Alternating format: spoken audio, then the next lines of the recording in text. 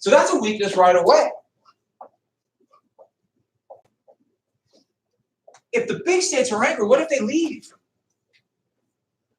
And think of the three biggest states right in the middle. 1, 2, 3. What if they go off on their own? The whole thing falls apart. That is an inherent weakness. Next, to pass a law, it requires 9 votes. A supermajority, it's almost impossible to pass a law. And let's say you want to amend it, which means change it. The articles. All 13. So it's virtually impossible to change it. And how do you get a law passed? All it takes are 5 states. So nothing controversial will ever pass. So nothing's going to get done. But even if it got done, even if it was done, sorry, it didn't matter. There's no executive. Let me rewrite. Sound effects. No executive. There's nobody to carry out or interpret the laws. Okay, that position has immense power. And so they're fearful that person would abuse the power. And so, no executive. But do you see the problem? Let's say they do pass a law. There's no one to carry it out. They have to ask the states to do it. Will the states do it? Maybe. So what? Already it has the essence of a train wreck. And we're only just starting here. If there's no executive and no power to enforce laws, that means in reality, no power to tax. Even though it doesn't say that, they can't tax. If a government can't tax, the country cannot function. It cannot function. Now, there's a lot of ways it cannot function. It can't protect its borders. It can't set up some kind of bureaucracy to deal with courts or any number of things. But here's the biggie. If there's no power to tax, there's no power to create money. The way to look at it is to create money with value. They can create money, just no one trusts it. There's no power. The power to tax is essential to have money. In fact, governments create the market, governments create the money, they create the money supply, and their power gets money value. Didn't have it. So every state will print their own currency. In fact, we should get that definition down. Currency is paper money. So the government, I've put $, even though that wasn't used yet, but we know what it means. We all have no paper money. It's because the United States now only has currency. I know we have coins, but the coins are just valued in what they're worth in currency. What gives it value?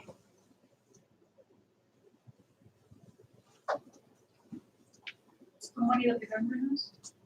But taxes. Governments have to be able to collect taxes in it and pay back their debts in it. Has everyone got that? So people have to trust them. They'll always be able to collect taxes. So there'll always be a government. And if the government borrows money, they'll pay back in those dollars. If governments can't tax or can't pay back debts, people lose faith in the government. If people lose faith in the government, what happens to currency? Yeah, it becomes worthless. Exactly right. If they can't tax, can't borrow, money's worthless. Yeah, people complain about taxes. They don't understand if there's no taxes, the entire financial system in the world would collapse. And we'd be, Lord of the Flies running around. And that'd be kind of fun, I know. That's amazing. There's always somebody lunatic. Yeah, it's so cool. Make mobs of people. I lead them. But the good name of the United States of America backs up our currency. The United States, to this day, has always paid back their debts. Always. And except for a few brief instances, the United States has always had a stable system of taxation, and everybody knows that the United States, we vow today, and everybody knows that tomorrow, that guarantee is still there. Why? Because we did it in the past. Now, people begin to lose faith, the whole thing could collapse. Just because think about it, it's just a piece of paper. We all have to believe in a way. Kind of magic. So is there any countries that have money's practicing? Somalia, Zimbabwe. Yeah. The money collapses. It has no value. They call it hyperinflation. Yeah, that's the thing. Taxes aren't necessarily to pay the bills because government creates money. Taxes is to guarantee the value of money so people trust it. And next, there's another type of money called specie. That's actually gold coins and silver. Back then, nobody trusted government. They went default all the time. France went default like 5 times in 150 years. And so people said, okay, we don't trust you, so we want gold or silver coins. So the thing is, you're going to have every state printing their own money. Every city printing currency. Merchants are going to print their own currency. People would just say, this is worth something. The Continental Congress. Remember the Continental Congress? They printed currency called continentals. Those are still floating around. The Confederation printed money, and there's still colonial money, and there's British pound sterlings, there's Mexican dollars and pesos. Do you get the point? At the same time, there's gold coins. Spanish coins, Dutch coins, French coins, British coins. How do you know what anything is worth? There's all these different types of money. Could you imagine going to the store and wanting to buy something? What are we going to buy? A Kit Kat. So we want to get something valuable like a Kit Kat. And there's no price on it. You kind of have to barter. I'll give you a few Connecticut dollars. I have part of a silver coin. I have maybe some Dutch dinars. You always have to bargain on everything. Okay, for one thing, maybe you could see how that would work, but can you imagine trying to do mass sales? Could you imagine becoming a merchant? Could you imagine planning for the future? If there's no power to create money, there's no way to plan for the future. Absolutely no way. If you don't know the value of money, you can't plan for the future. What does that word mean? Which word? So the last one? Species gold coin. But the Confederation Congress had no gold. So they just had to print money. Can you restate that? You said not the future. Yeah, if you don't know what the value of money is, you can't plan for the future. And that is so crucial. So we're really talking about something that affects every part of your life.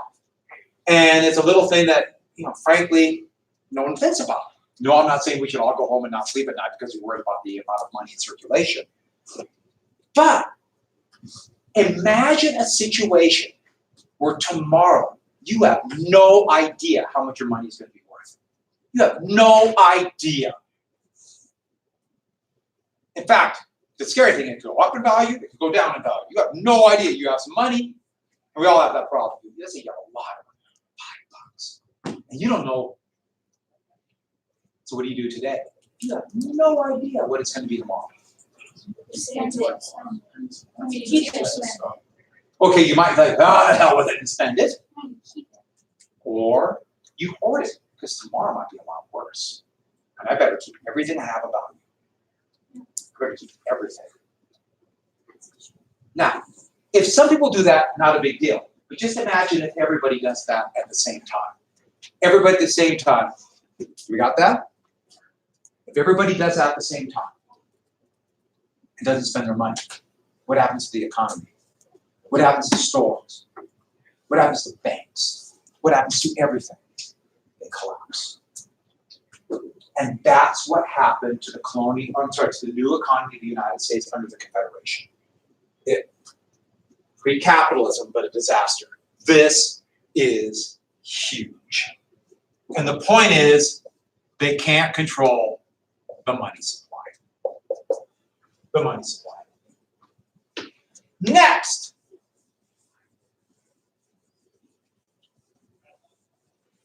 Oh, what controls the money supply today in the United States?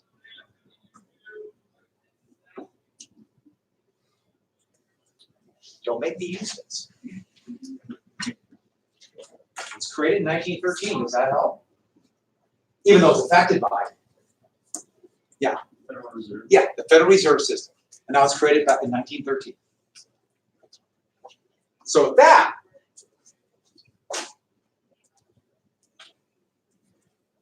next big weakness. No power to tax, no military.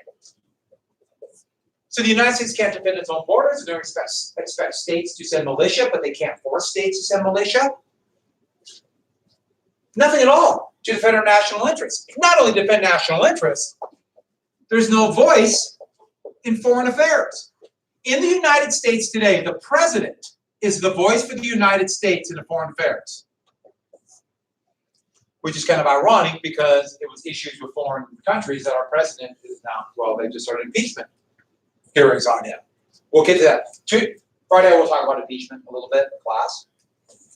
And just so you know, all impeachment means, well, it's a big, obviously it's a huge deal, but if the House impeaches and if they do impeach, it goes to the Senate for trial.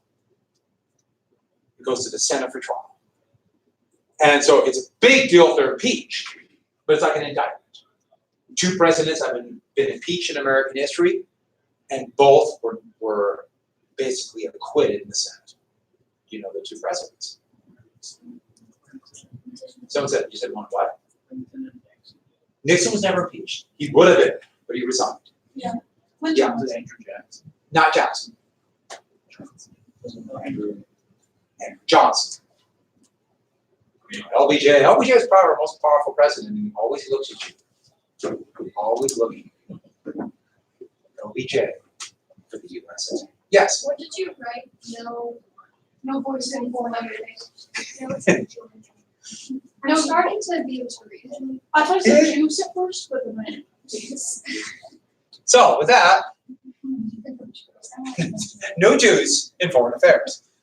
So we have 13 individual countries making their own trade deals with other nations. Not only that, Britain in the Treaty of Paris of 1783 said they would leave this area. Not only did they not leave, they had forts in what they gave to the United States as territory. They would leave till 1815. And we'll come back to that. Spain signed a treaty that said they would allow for commerce through New Orleans. They weren't. And the U.S. could do nothing to enforce it. Other things too, the Loyalists wanted their land back. Nope. And no one could enforce it. So the government has no power to enforce. Given that, no power to regulate commerce. Commerce means trade. Not only could it not regulate international commerce, but interstate commerce is commerce between what? Yeah, between states. That's why the interstate highway system, that is a federal highway that goes between state borders. That's what it's called, the interstate highway that goes across state borders. They couldn't do anything about trade disputes between Europe and Pennsylvania, or for that matter, the U.S. and Britain. So I'll give you an example. What is a tax on imports called? What is that called? A tariff. A tariff. So this is what we got for tariff. New York had a lot of cobblers. What are cobblers? Yeah, they make shoes. How did they make shoes back then? By hand. Very skilled, difficult work. That's how I make my shoes. But Britain was just going through the Industrial Revolution. Parts that were now being produced by machine, tiny parts, but they could produce at a lower cost. And what Britain was doing, their merchants were selling a lot. So exporting a lot of shoes to New York City. It's called dumping, where they dump a bunch of stuff on it. New York didn't want that. So the New York legislature, this brand new state, what did they do with the tariff? On shoes. Did they raise it or lower it? Lower. Raised it high. If they raise the tariff on English shoes, that means they got to pay the tax. And so the merchants who sell English shoes will pass the tax on to the consumers at higher prices. So tariffs raise prices. By the way, this is called a protective tariff. And so that would protect cobblers in New York. Well, what did Britain do? Connecticut didn't have a tariff. So they dumped shoes in New Haven and they carried them over by wagon to New York and cornered the market there. So what did New York do? Furious, New York put a massive tariff on Connecticut. Connecticut put a massive tariff on New York. New York sent their militia and blocked the border between New York and Connecticut. Connecticut sent their militia and opened fire. And the next thing you know, Connecticut and New York almost went to war over this weakness.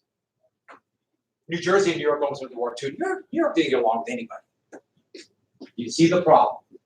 They couldn't enforce international trade or interstate trade. It was a chaos. It was chaos. And if you have states firing at each other, that tends to lead to bad things. It's happened a few times. Arizona's been involved in a lot of those with water. Yeah. Was there a name for like federal being fired? Hmm? Was there a name for like? There wasn't a battle, no. Yeah. But what happens if, let's say, New York and Connecticut have a problem today? Well, it goes to the federal courts. Nope. No federal courts. So there are huge problems here. No federal courts. The biggest thing that's going to nearly take it down will be the economy, but all sorts of problems. Can't deal with anything. And think about the federal courts. All these states here, almost all of them, claimed this land that the United States signed the Treaty of Paris of 1783. They all claimed it. In fact, New Jersey claimed this entire region. New York claimed lines, all that. They had all these conflicting claims. They all wanted the land because they want to be able to sell the land and make money because all the states are broke. And that's going to lead to the only two successes of the Articles of Confederation.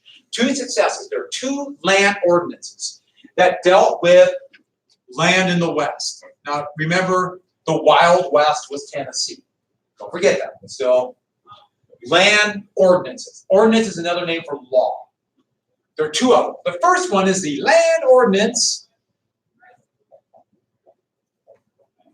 of 1785. The Land Ordinance of 1785. And what that did is, it set up a system to survey the land.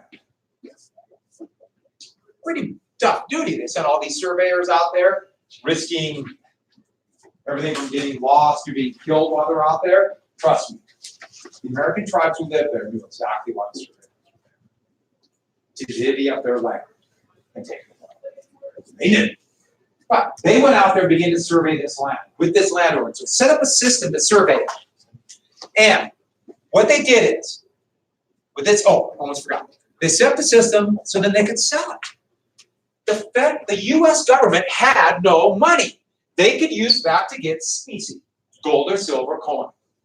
So they set up, and this is a almost perfect drawing of a 6-by-6 mile township. And that's how they divide the entire country. At least it started as federal land. As this grid, it's also drawn right here, where they just divided it all up. North-south lines, east-west lines. If you ever look at an ownership land of Montana, it is like one big checkerboard. And the reason why? Townships. And so you have 6-by-6 mile, then each one of these little ones is a 1-by-1 section. And then you can divide the section up into half section, quarter section. A quarter section is what it was 160 acres. A quarter section. And that's what they thought would be the ideal size for a small farm. And we'll come back to that. Yeah. Well, I'm kind of confused. What was the land ordinance? They set up a system to survey the land. So pretty much land ordinance means that they were surveying the land, so that. Ordinance just means law. Okay. But the law was, it set up a uniform system for all federal land to survey it. So they could sell, some of it was never sold, like Montana has a lot of land that's still owned by the federal government. Like BLM land or Forest Service land. So it wasn't sold. But like virtually all of Ohio, or let's say Iowa, was sold. Yeah. They would just go out to like see if you could actually live there, or like to see if the land was actually suitable. No, they would go out and actually survey it. So they would measure, map it out. Okay. map it out into sections, and then once they made a section mapped out, then that's what they would sell. This is in Tennessee. No, all federal land. So when I say the West then was, I was just using Tennessee as an example. That was the West. Or what is that quarter section? A quarter section was 160 acres. Have you ever heard of something called a homestead? Yeah. When that law will be passed in 1862, they decided a quarter section, 160 acres would be a homestead. And so we'll get to that when we get to 1862. That might be big enough for, let's say, Ohio. It's not near big enough for a state that doesn't rain. Let me throw one out. Montana. They didn't make it. But one of the sections, and it was the 16th section, the sale of that, the money for that would have to be used for public education, for an educated population. Now, it was not clear that public education mean everybody would go to school. That did not exist yet. But the proceeds of that would have to go to some kind of public education. And this goes back to the idea of, if the United States is a republic, we need an educated citizenry to make good decisions in a republic. And that is my number one job here, is to teach you to be good citizens. And the only way, you always talk about future events, and talk about, because everyone's got a plan for the future. And all of you are taking this class with some idea towards the future. Sure, you might like history, or you might just think, I'm really cool. And I know that, I understand. But the big guy, I know you're thinking you want college credit, you know all that stuff, right? And take an honors class, you take a class like this, it will help you down the road. Trust me, it will. But if it's all for the future, the only way to know and plan for the future is know what happened in the past. And if you don't know what happened in the past, boy, are you going to be a sucker. Somebody is going to take advantage of you. Somebody like, no. No, but think about how easy you'd be to manipulate if you don't know. How easy you would be. You could be lying about all of this. I could be. So, it also tells you a lot about public education, doesn't it? I could be lying. But I reinforce it by grading your test. See, think about it. That's another story for later on. I'll tell you about public education. The good and bad things. So, big deal. And what happened to these states that had land claims? Just imagine I was pointing to the word states. What happened to those states? They gave up their land claims. They gave up their land claims in return for what? Money. Some of the money from the sale. That's what they did. Now we have this. That was beautiful. God. And you wanted to erase that. That beautiful picture of a township. You could have done another one, but that was not hard. Yeah, you're right. I do have a crazy skill set. Yeah. If you ever look at a state like Iowa, and who doesn't look at maps of Iowa? But all the counties are like perfectly square. And all the roads, even the small little county roads, either go directly north-south or east-west, because it follows the lines of the townships. You see a little bit like Illinois, but Iowa's the one that's really noticeable. The other law they passed was called the Northwest Ordinance of 1787. Technically, it's the Land Ordinance of 1787, but it's called the Northwest Ordinance. And now, if we survey the land, what do we do with this land? Now, this only applied to here at first. But when the U.S. had purchased the claim to Louisiana, they decided that it also applied here. And what it did is this. Okay, we have federal land. The first step will be it will become a territory. And that's under the national government, soon to be called the federal government control. A territory. And then it can apply for statehood, but this has to go through Congress, if it has a population of 60,000, which is pretty small, but they wanted states right away. That's why Montana's a state. in the 1880s, Republicans were worried about losing the majority in the Senate, and so they made a bunch of states, even though they're tiny, no one lived here. These states include like Montana, Wyoming, Idaho. Think about it for a second. Why are there 2 Dakotas? How many senators does each state have according to the Constitution? 2. I'm always scared about doing that.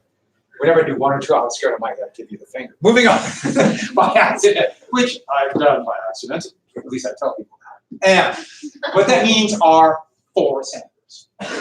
That's why Montana is a state. Back in the 1880s, so they thought they'd be Republicans. And as it turned out, that's not quite Montana, but it's certainly Wyoming and the Dakotas and Idaho. So, population. And then what? Thomas Jefferson, even though he was the ambassador to Virginia, proposed through his friends an amendment. So I put a little asterisk here because this is more like a background. Jefferson. And his plan was, we'll make 10 states. And here's the biggie. No slave codes. No slave codes. 10 new states. Yeah, 10 new states. So we're talking about, he actually had names for them. Franklin, Washington, and all these states. But right here, 10 states. Now that didn't happen, trust me, no. But no slave codes. No slave codes. Remember Bacon's Rebellion where it kind of codified those slave codes? Said basically try to control slaves so they wouldn't rebel, take away all legal rights because there was a gray area. And what's the most important of the slave codes? Those fornication laws. Slavery cannot function in a territory unless it has those protections from the slave codes. Oh, the other really biggie we'll get to later on, we'll keep mentioning this, militia put down slave rebellions. So what they're saying, Jefferson was saying, basically it'd be almost impossible to take your slaves in that area right there that I imagine uncovering if I was next to the map. Yeah. Why didn't Jefferson want slave codes? He didn't want slave codes because he was convinced that slavery would destroy the republic. But didn't he own slaves? Wasn't that a contradiction? Yeah. And so think about it. He knew it was wrong. He knew it was immoral. He knew it would destroy the country he was a patriot. And yet, he had slaves. You notice he didn't say, Virginia, get rid of the slave codes. You got that little bit. Guess how many votes it got? 8. How many votes does it need to pass? You want to name the states with me? Georgia, South Carolina, North Carolina, Virginia, Maryland. All the states with the largest populations. They voted, and that didn't happen. It's one of the great what ifs in history. What if that would have passed? How would things have been different? Because there's little doubt that it would have been radically different. It didn't mean there couldn't be slavery, it didn't mean laws couldn't change, but wow. Instead, a compromise. 5 states north of the Ohio River. No slave codes. So you're saying that all the states with the most slavery voted against, or no, voted for? No, against. Oh, against. They got 8 for, 5 against. Okay. 5 against from the north. Sorry, I don't- 8 states voted for it. It was all the northern states voted for it. All the southern states voted against it. Sorry, I wasn't clear on that. Sorry. That's what I thought. And you notice at Northwest, it was well into the 20th century. They still call this the old Northwest. So that's the Northwest. What 5 states? What's this? What state? Right in between. Wisconsin. What state's this? Illinois. What state's this? What state's this? What state's this? Missouri. What state's this? What state's this? So, 5 states. Now, you'll see it written as no slavery. Not quite. They can still bring their slaves in. They just weren't slave codes. And in the terminology of the 1800s through today, they'll start calling these free states, meaning no slavery.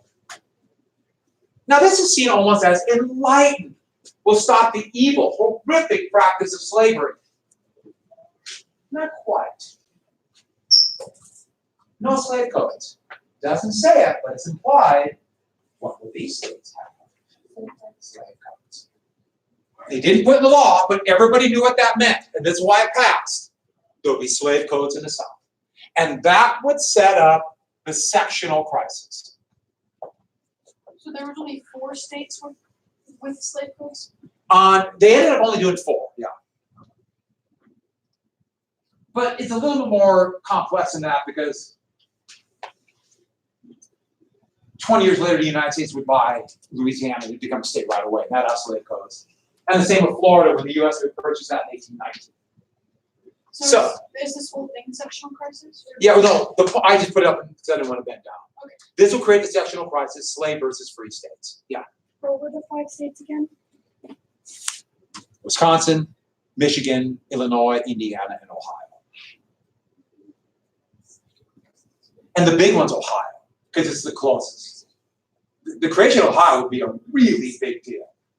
So the sectional crisis is going to be the northern section of free, and it's going to be right along the Ohio River. Free, slave.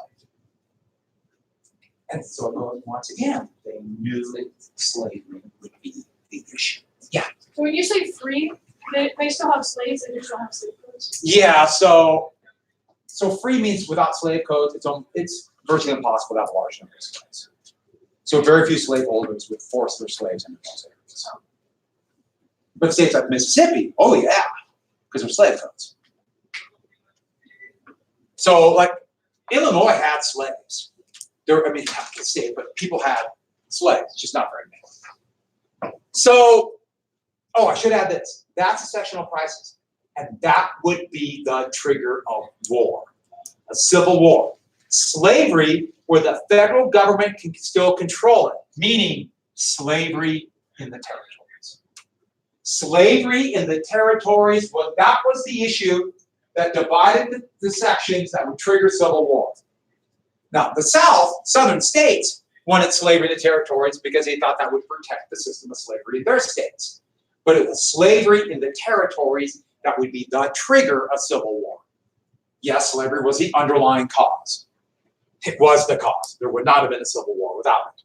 Well, I can't say that because it didn't happen.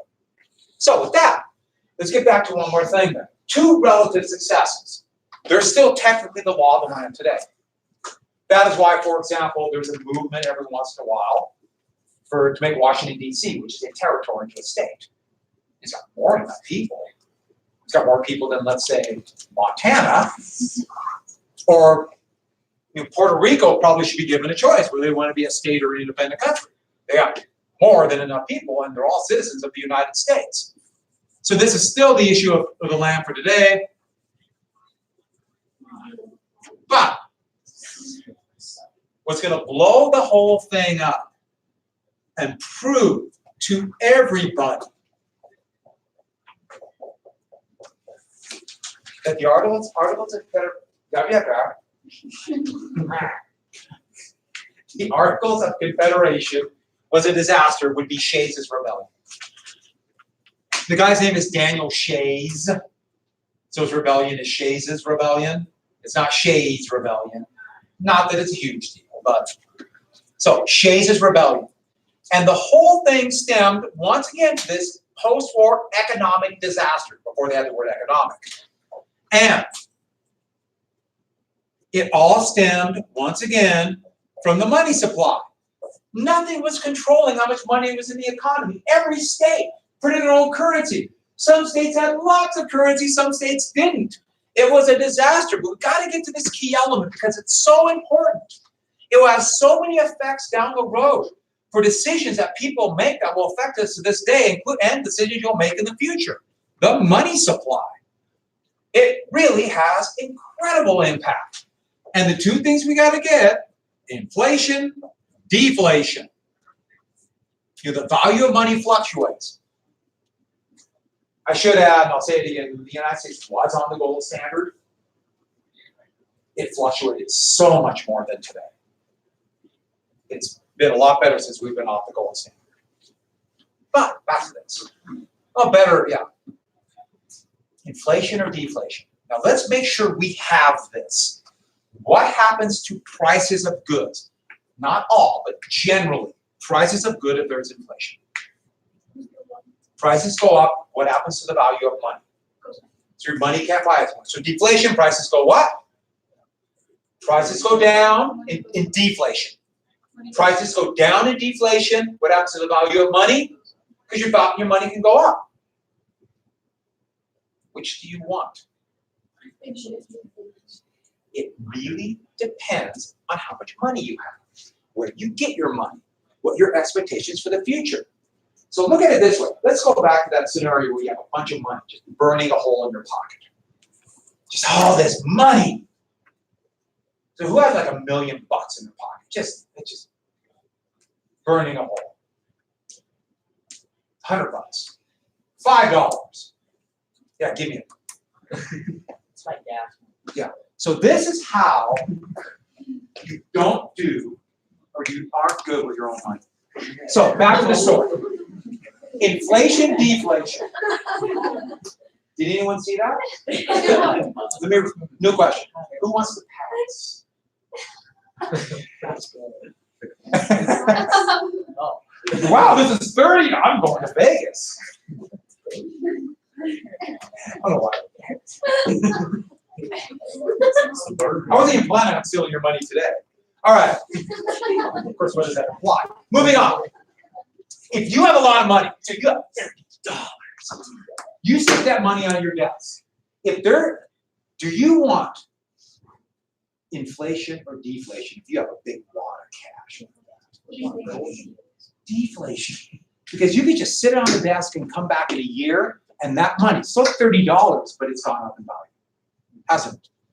You have wealth. Deflation is good. But if you're relying on wages, what do you need? Because you got to pay back your bills. The wealthier you are, inflation's pretty good. That's where you have a situation. If there's an economic crash, if people have a lot of wealth, this ain't so bad. You have massive deflation like the United States did in the 1930, 31, 32, or 2009. You have a lot of wealth, hey, I'm fine. If you didn't have wealth, wow. A lot of people still haven't caught up from 2009. They're way behind. So why did that happen in 2009? We'll get to it. It was a housing bubble and housing crisis. We'll get to it, but they have kind of a similar pattern every time there's a crash. But let me get to this real quick. So, well, let's get even more complex. What is somebody who borrows money? What do they call it? The actual money, that's actual called a loan, but what do you call somebody who borrows money? There's a name for it. You probably heard it. It's called a debtor. You ever heard the term he's a debtor? She's a debtor, it's a debtor, a debtor nation. What do you call somebody who loans money? Close. Creditor. Who likes inflation or deflation? Who likes inflation? A debtor or a creditor? Creditor. Let me show you real fast. Last thing for today. Let me draw you a table. X. So, let's say I am borrowing $100 from somebody. I borrow $100, and I vow to pay it back in a year. I'm just going to pay $100 back in a year. No interest. We're just saying straight $100. So, today, now, $100, and then 1 year in the future. But now we have two different scenarios. One with 10% inflation, excuse me, one with 10% deflation, which is really high deflation, but it's easy for the math. So, now $100, right? Let's say there's 10% inflation in real terms. So we're talking the purchasing power of that $100, because it changes. In a year, that $100 with inflation would only be able to buy how much? The equivalent of 90. How about deflation?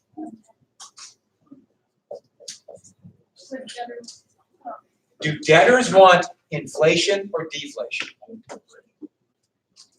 Debtors want it because they pay back money at lesser value. Creditors want it because they get money back of greater value. Are there more debtors or creditors in this world?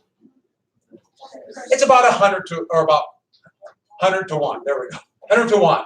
There's always more creditors. By the way, creditors by definition have to have what? because they have to have money. You can always tell who runs a country, who's really in charge by this, by how much inflation. The lower inflation, the creditors are in charge.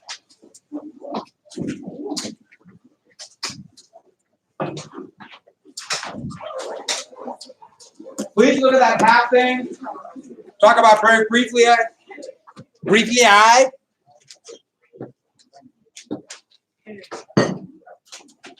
got to talk about rebellion and treason tomorrow. Yay! You probably want to test. Yeah, I just need to. Read it. Just read, just so you know what the four things are. That's all. So you're done with these. Go down there. I'll be out there. Yes. Huh? So tomorrow I'm going to sign 245 and 269 for on Monday. And I'm going to give the bookmark tomorrow. I got to give you the bookmark then.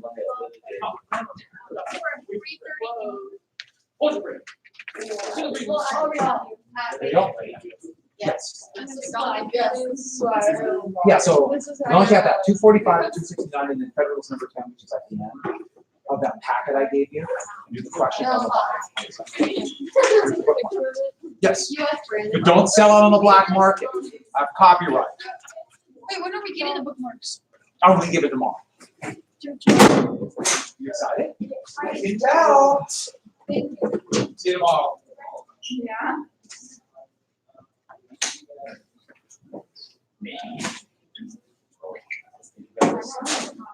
Yeah. This is long. Cold.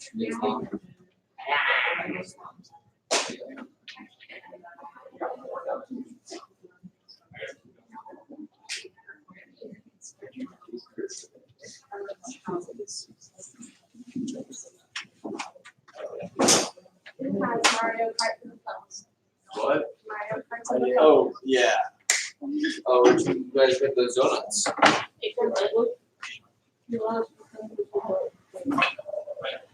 That's. Wait, Miss Brick. Okay, but she like I'll bring in snacks. She brought in like watermelon, and then you guys donuts. I want watermelon.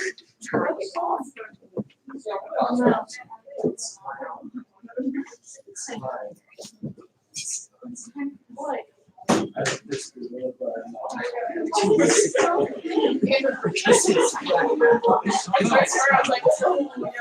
Literally, I was 10 seconds ago, not even.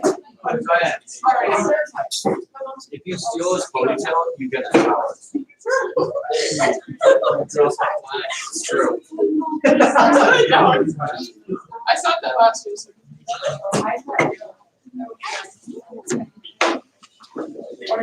Look, that's it. Looks like fruit leathers. Leather? That's right. Leather?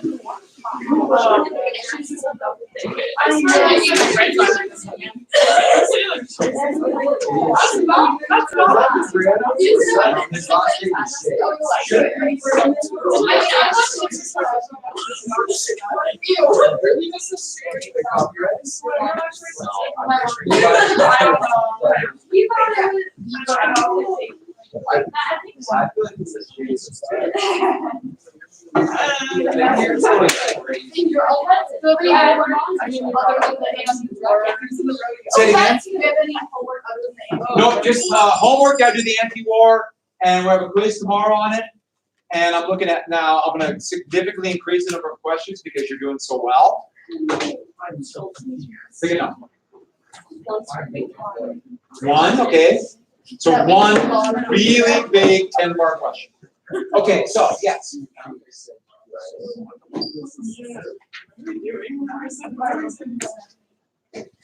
Eight questions? Think eight's good? And you have to know your draft number. Almost forgot. Your draft number. So what I want you to do is on that sheet, there are two different columns for your draft number. You're all going to act like you were born And I don't have it right in front of me. Where is it? Yeah, there you go. I want to be around Well, there's only one sheet happened yesterday. Yeah. I'm gonna give it to you in a second. Does anyone have their worksheets right in front of them? Or the. Yeah, I want to see that. Then I'll give you. I got it right here. So, everybody, you all are gonna act like you were born in 1950. You're all born in 1950. And by the way, you don't look bad. So if you were born in 69, how many years? Don't sit on the desk. My number is 2. How do you figure this out? So you need to know your draft number for tomorrow too. Yeah. I'm getting drunk. Quick. Go. All right, everybody. Let's go ahead and take out the worksheet, and we'll finish up the TED offensive. I can't find it for Jake. I had a whole bunch of them in there. Are you done to find those right now? No. 74. Oh, no, that means you're screwed. Yeah. No, So it's my number.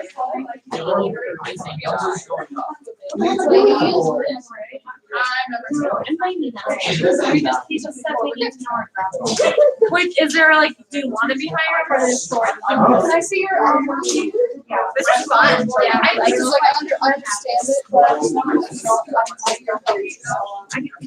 I'm really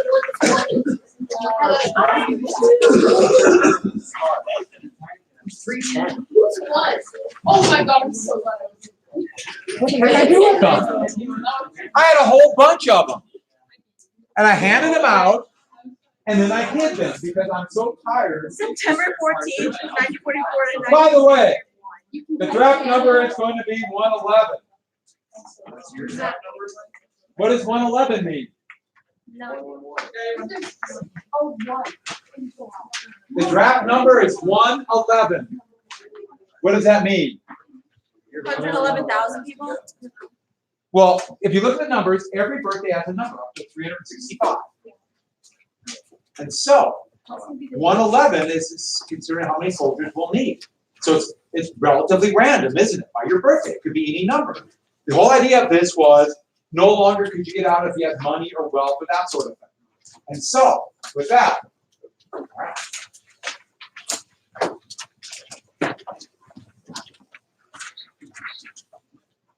Wait, your number is the amount of soldiers they would need? No, 111 out of Let me finish. 65 days. Okay. 111 means this. Everybody whose birthday was 111 or below, you're in. If you're above. So, here's a story. I'm going to use a word. So, a friend of mine, not a bad word. Well, no, it is a bad word. But a good friend of mine, he was a teacher, but he was at the University of Montana, and they just started the draft lottery. And the way they found out then, they would all sit in front of the television in the TV lounge, and they would announce the number, all the numbers on the local news. So you have to sit there and watch TV. That's how you find out your number. And everyone knew. If you're like number 360, what are you? You most likely. Yeah, you're not going to get drafted, are you? You're pretty safe. In fact, that was one of the reasons why it alleviated some of the anti-war movement. You had people with a really high number like, I'm fine. But let's say you're 2. Yeah. So my friend, was telling me this story. They were in front of the television. The numbers came up, and you can just imagine it's silence. I mean, it was just big intake of breath. It came out, and all of a sudden at the front, oh shit!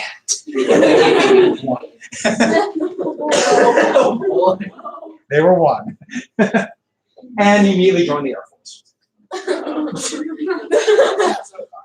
Wait, so like, Yeah. so every day, like they go up like 1, 2. Like, No, you get your number at the beginning when you turn 19. You got a number, and 2 times they would call. oh, okay.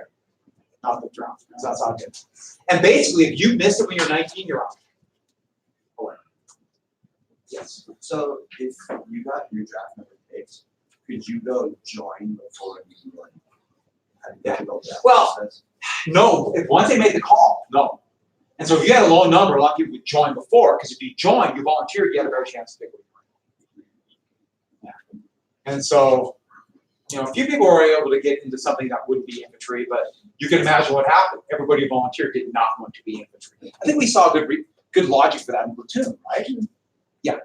And so if you got your draft number, that's your number forever, or would they redraw it? Well, technically they can redraw from you again, but once you made it past 19, they never called anybody else after 19. And so, and that alleviated some of the anti-war protests. Because before 69, the draft board could go back and call people who were eligible anytime they wanted. They went back over and over again. And so they could just pick people up to the age of 40. And that's why Muhammad Ali was drafted. He was significantly older, but they wanted to punish him. The Memphis draft board wanted to punish him because he was outspoken, he changed his name, and they're going to show him. And that's why they drafted him. Yeah, Were there people that actually went to Canada sure. to avoid? A lot of people did. A lot of people went to Canada and avoided the draft, yeah. And that would be a big deal after the war. Would they be allowed to come back in? Because the draft is war, or if you go to the army, or prison. And it was a big issue. Would they be allowed to have amnesty and be allowed to come back? And so a lot of people went, or some people went to Europe and got out of it. My most favorite story of a draft dodger, or a person who's a draft dodger, would be the same guy then who would do a whole series of movies called Rambo, about this Vietnam veteran who was being mistreated. And then they have one that just came out right now. Who am I talking about? Yeah, Sylvester Stallone went to Switzerland to avoid the draft and taught at that girls' school. And then he was a Vietnam veteran, mistreated, and he would eventually go to Afghanistan. It was really. And now they made another one. No. But if you continue to mistreat me, I'll make you watch it. Yeah, What was your draft number? Hmm? Did you have a draft I number? was before that.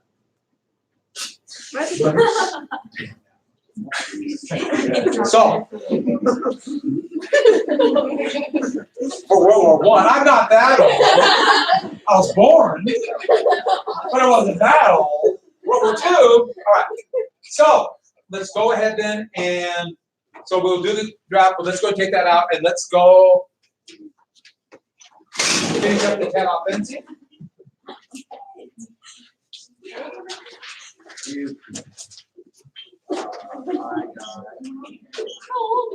Wait till you see your 25 question quiz tomorrow.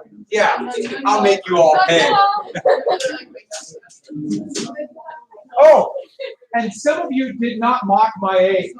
And you're thinking, why should you be punished? You didn't stop them from mocking my age. Oh, we filmed that entire interaction. That'll be great.